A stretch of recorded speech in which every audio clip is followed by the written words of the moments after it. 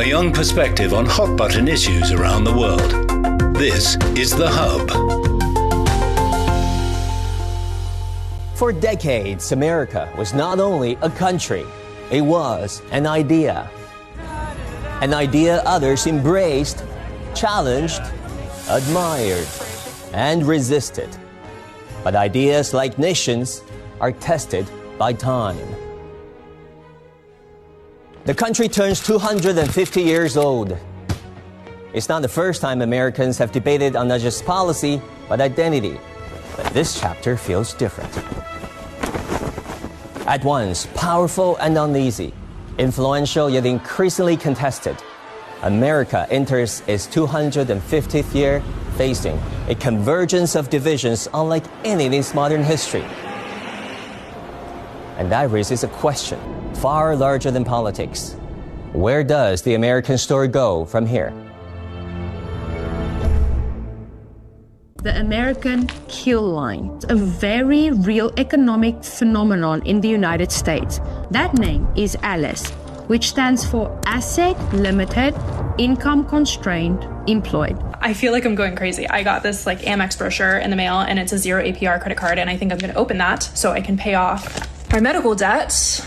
When we get to a level of poverty that there is no turning back from, and it's basically a death sentence. 40% of U.S. households are teetering at the kill line. That's reality. That's the truth. Another fatal shooting as ICE raids continue in Minnesota. Immigration agent shoots a woman dead on the streets of Minneapolis. Is it a turning point? They're the faceless figures in Jeffrey Epstein's sex trafficking ring. Women and girls whose stories fill the Department of Justice files. Some explaining they were raped, others lent out to Epstein's friends, and another given sexual instructions for other men and trafficked. The breaking point, the ICE, and the Epstein. Three distinct shadows clouded the collective American memory of 2026. They appeared contradictory to an old promise. Work hard, and life can get better. It is about whether the social contract still feels real, whether work still leads upward, whether the law applies equally, and whether institutions still protect ordinary people rather than just the powerful. A Wall Street Journal North poll in September 2025 found that only 25% of Americans said they had a good chance of improving their standard of living, a record low in surveys dating to 1987. Nearly 70% said the American dream no longer holds true or never did. The share of Americans in the middle class has fallen from about 61% in 1971 to roughly 51% in 2023. Nationwide, inflation is getting worse and shoppers are feeling it. Life's tough and you just got to make the best of it. New economic data show that prices for wholesale products jumped 6% last month compared to a year ago. That's the fastest spike since December 2022. Driving the increase, gas prices surging 15.6%. I'm not asking for $1 million. I just want to be able to take care of what I need to take care of. In a recent CBS News poll, 2 out of 3 Americans told us they're stressed about their own finances. 3 out of 4 said their incomes are not keeping up with inflation. That's a lot of people struggling to make ends meet. I've had to take on a second job just because everything has gotten so expensive. I'm 70 years old. I live in Santa Fe, New Mexico. I cannot afford to retire. I live off of Social Security, which does not pay all my bills. That's why I'm looking for work. America's fracture has an economic floor: affordability, housing, healthcare, debt, and the fear that the ladder to move up is still there, but the tiers are farther apart. So many Americans are living what we say paycheck to paycheck, meaning that they can barely afford 2 months of cost of living. And this is so ironic because the U.S. government constantly boasts about how the U.S. is the richest country in the world. They boast about, how they have all these trillion-dollar companies and they have, such high rates of, GDP growth compared to other regions of the world. But the benefits of that growth are not accruing to average people. That wealth is concentrated in fewer and fewer hands. At the same time, what began as partisan polarization has spread far beyond elections. these tensions are no longer background noise. They have become part of the operating environment of American democracy. Been a country in which there have been very strong disagreements among not just the political leaders, but among people in general. At the moment, it's clear that those divisions are holding the country back. We see so much internal political fighting. We see so much division politically, but we also see more and more people demanding change. We see a government that is really mostly concerned about the billionaire class and the trillionaire. We see that government policy in the U.S. is determined by lobbyists, and this is true for Republicans and Democrats. On diversity, culture, and national identity, Republicans and Democrats now answer from sharply different realities. Although the shared civic middle has not disappeared, it has narrowed. Immigration is one of the sharpest points of division. The political debate is often framed as border control versus disorder. But on the ground, the story is also about the expansion of enforcement power deep inside American communities. And traditionally, there's been a separation between the local police and the federal immigration enforcement authorities. And under the 287G agreements, which is a part of a law passed by Congress, some jurisdictions are having their police cooperate with the federal immigration enforcement authorities. There's an issue of race that comes in. It's not just in Florida, but there's a focus in immigration enforcement on people who look Latino or could be Latino, or somebody has a hunch is Latino. And it is a problem across the country. According to AP, in Florida alone, nearly 39,000 immigrants were arrested over 416 days beginning on January the 20th, 2025, more than triple the number during the previous period. We also found that local federal 287 immigration agreements rose from 135 before Trump's second term to more than 1,700 across 41 states and territories. A shooting occurred reportedly involving a federal ICE agent. It is the second shooting of an American citizen by federal officers in that city in just 3 weeks. What did you just do? Immigration is treated almost like a crime here in the U.S. It's a disgusting, dehumanizing way. We don't view as people essentially to work these hard labor jobs and then persecute them with ICE and the police. And America is kind of built off immigrants. That is where the immigration story bleeds directly into the minority story. In many communities, the issue is no longer who crosses the border. It is who is presumed suspect, who feels visible to the law, and who feels exposed by it. They said they are detaining and deporting people who are here illegally and criminals. I was never in the country illegally. I did not come here illegally. It was legal from day one. There was a racial reckoning that took place, unfortunately. Under this new administration, that door that was hoping that America would finally wrestle with and settle with the question of race and racism and slavery and police brutality, that door has been closed. The same division runs through political representation itself. It is to give all our people the right to choose their leaders. To deny this right, I think, is to deny democracy itself. The Voting Rights Act of 1965 sought to change all of that. But in recent years, the U.S. Supreme Court has been eviscerating the Voting Rights Act of 1965.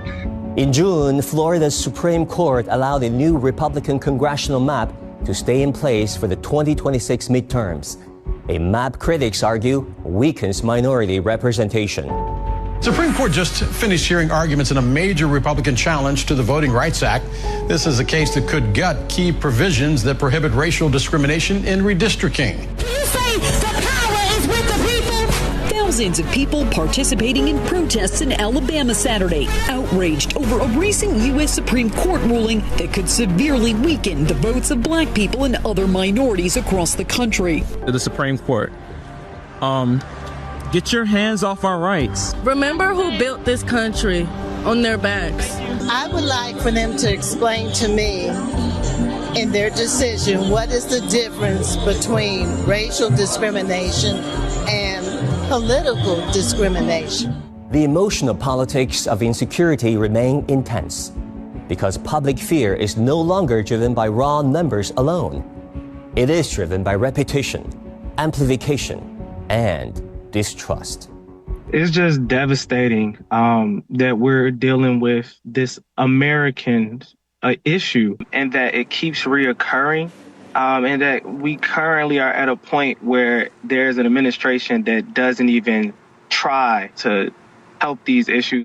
The tragic school shooting in Santa Fe, Texas. This time in El Paso. 9 people killed in Dayton. How many years do we have to go through this? Congress is paralyzed. We collectively seem to ask the same question. What does it take to pass some gun reform in this country?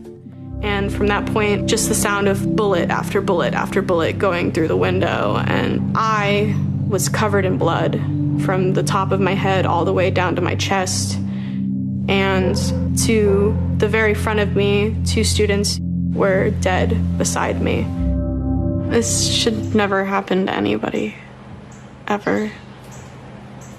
I very much think I stopped being a teenager that day. I feel like my childhood was kind of snatched from me in a way. I had to slowly learn to make myself feel safe. I had to learn that I was not in danger all the time. Before the tragedy, definitely I had a more joy-filled life. Now I have like extreme PTSD where it's like I didn't trust anybody. You don't really expect to see people that you'd see every day in the hallways, just 17 crosses, but that's what our reality is right now. They had futures ahead of them, all of them, and I'm so sad that it was taken away. The tears have been shed, the stories have been told, and still it happens again. The question that haunts every community, not what caused this one, but what keeps letting the next one happen. At the end of the day, the manufacturers of these guns are the reason that, we're dealing with these issues, whether it's the mass shootings that we're seeing in the schools and churches and nightclubs, or it's the mass shooting that we're seeing in our local communities. The manufacturers who make the money off of as many gun sales as they can get are truly one of the ones leading the catalyst, because they don't want us to try to get those straw purchases where the guns are flooding in to Chicago from Indiana. At this crossroads, immigration, crime, race, identity, and representation no longer sit in separate policy boxes. In today's America, each becomes an argument about what kind of country this is and who truly belongs in this story.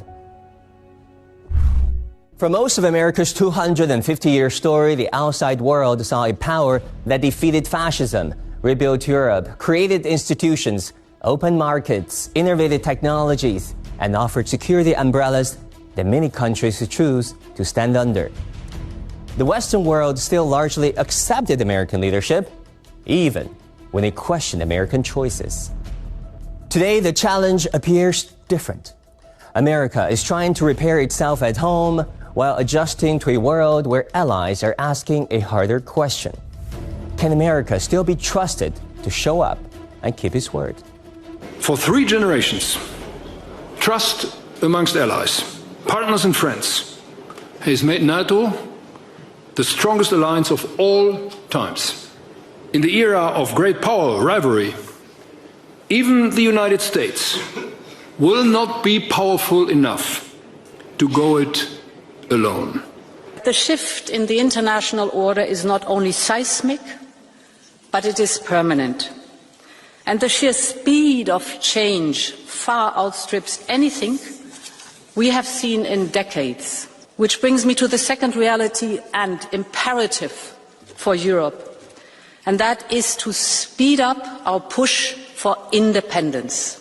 A new survey published by the European Council on Foreign Relations shows that only 11% of Europeans across 15 countries now regard the United States as an ally. That rate was 22% in late 2024. I think that there is a lot of frustration. America is not particularly popular right now. However, I don't think this administration cares a great deal about what outsiders think. This administration has been very comfortable with offending allies. And what I worry about is the threat from within, the retreat of Europe from some of its most fundamental values, values shared with the United States of America. I think anyone who believes that the U.S. can achieve equilibrium purely or even primarily through sheer military power is behind the times. The Iran conflict has exposed a growing unease among America's allies. For decades, they worried about whether Washington had the will to lead. Today, many are asking a different question: whether it still has a plan. What European capitals increasingly seek from the United States is not rhetoric or reassurance, but strategic clarity, an explanation of the goals, the boundaries, and the end game. We are not facing the same scenario as the illegal war in Iraq. This is much worse. We are ready to ensure safe passage through the Straits of Hormuz diplomatically. However, there will be no military participation. We can't be anywhere on the world, and we can't be at every place to support a war which we didn't start it. Some of America's closest allies have found themselves facing coercion from Washington in ways once reserved for rivals. Terror threats, proposed acquisition of Greenland, shrinking budget for NATO, and disputes with Canada.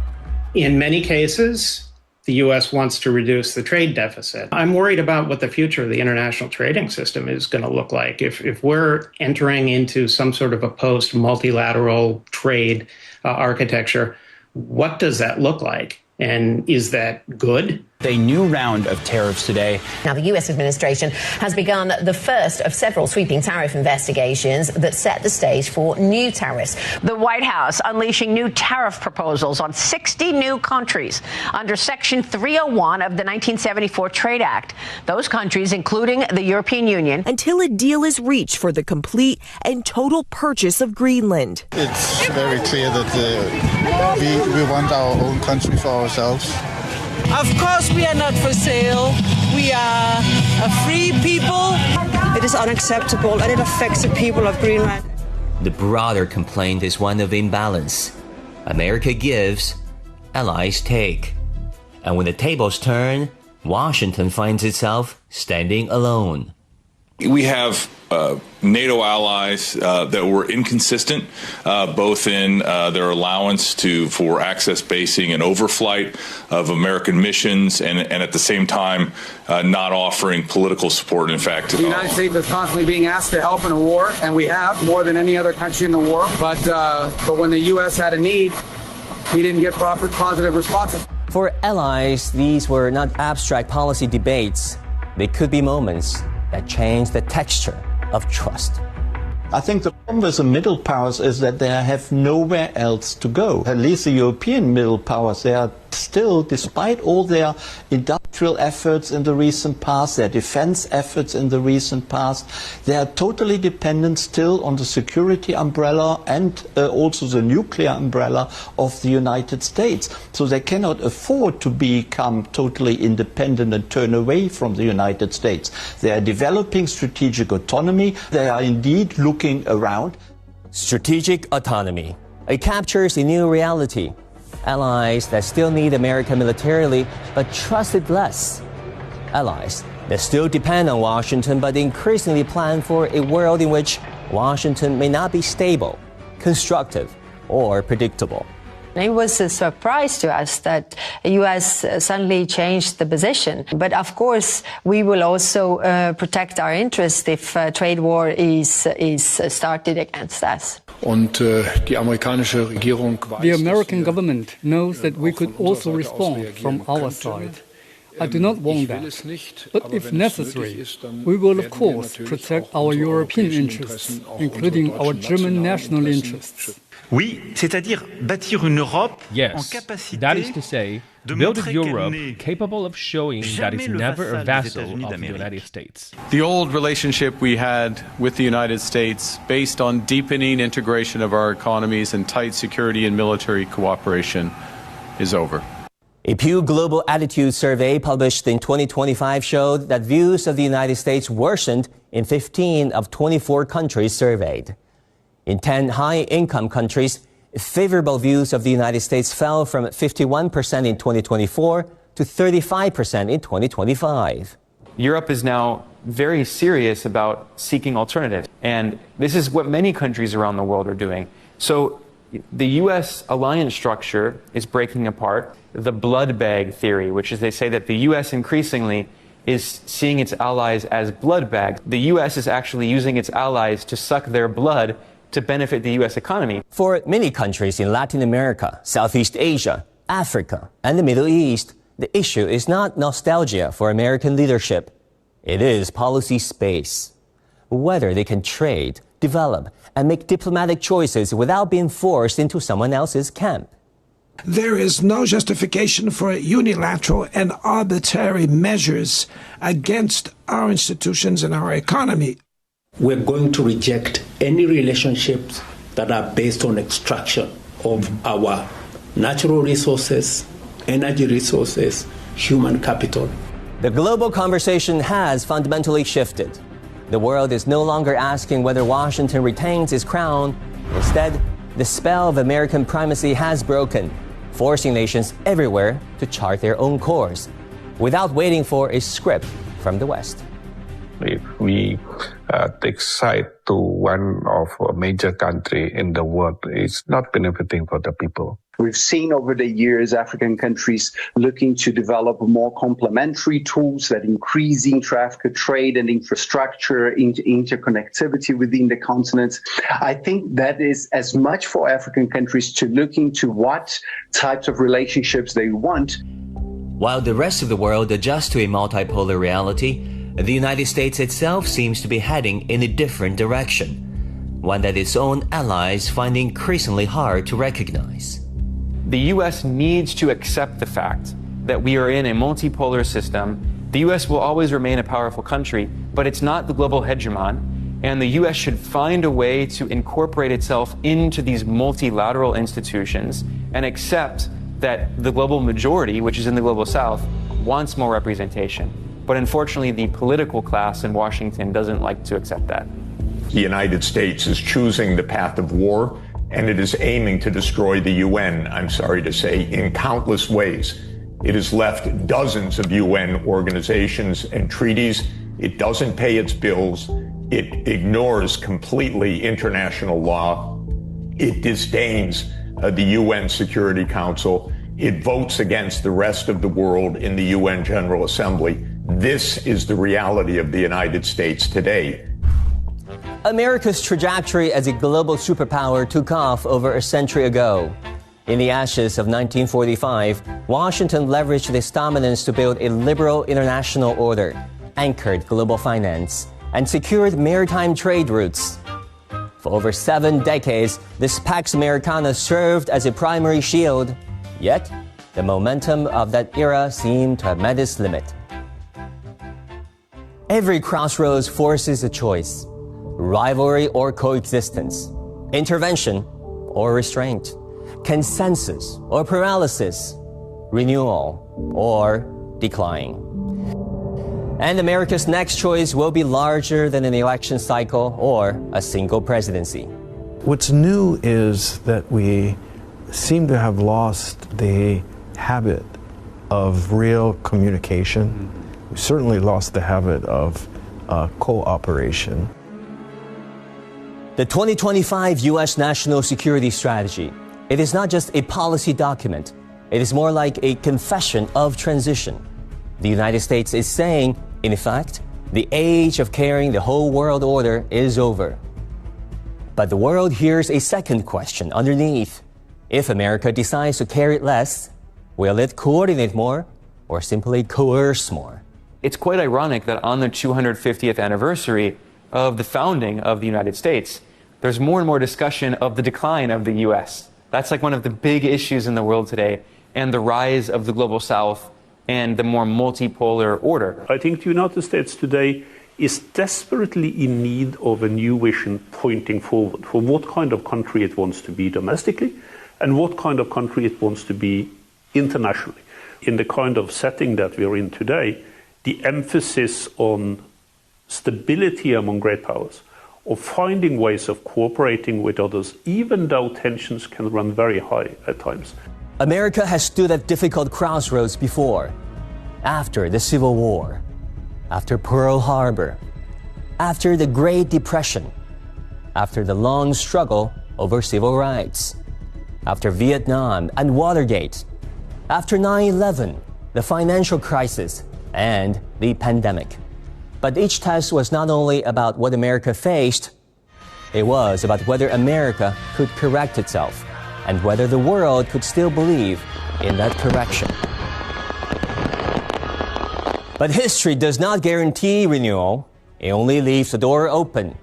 And at this crossroads, America's future will not be decided in one dramatic moment. It will be shaped choice by choice, each one narrowing the road ahead or opening it. What America chooses at home will not stop at its shores. It will either help steady a shaken world or push it further into the storm.